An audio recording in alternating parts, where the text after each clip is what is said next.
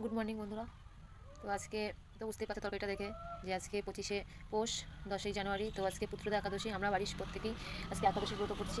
তাই যে তরকারিটা রান্না করছি সেটা তোমাদের সাথে শেয়ার করলাম। কি বলো তো, এটা আদা না কিন্তু এটা হলুদ। সবাই বলে একাদশীতে হলুদ খেতে নেই, হ্যাঁ এটা ঠিক। কারণ হচ্ছে বাজারের হলুদ অনেক রকমের পাইল থাকে, তাই সন্দেহ লবণ ব্যবহার করছি এখানে তরকারিতে। আমি হলুদটা যে ঘষে নিয়েছি, এবার একটু জল দিয়ে এটাকে চটকিয়ে রংটা বের করবো। জল হয়ে গেছে, এবার এটা আমি ছেঁকে তরকারিতে দিয়ে দেবো এই হলুদ জলটা। কিছু গোলমরিচ নিয়ে নিয়েছি, এই গোলমরিচটা বাটবো, বেটে তরকারিতে দেবো। গুঁড়ো করে নিয়েছি, এবার এটা আমি তরকারিতে দিয়ে দেবো।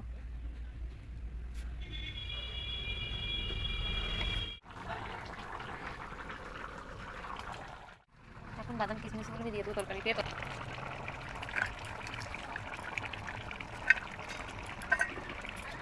দেখো তরকারিতে কত সুন্দর তেল ছেড়েছে। তেল তো না, আমি ঘি দিয়েছি, ঘি দিয়ে তরকারিটা বানিয়েছি। কত সুন্দর মাখা মাখা হয়েছে তরকারিটা, দেখে বুঝতে পারছো। কেমন লাগলো তরকারিটা আমাকে জানিও, কমেন্টে জানাবা। আর তোমরা কে কে একাদশী করছো আজকে সেটা জানিও। আজকে এই পর্যন্ত, টাটা।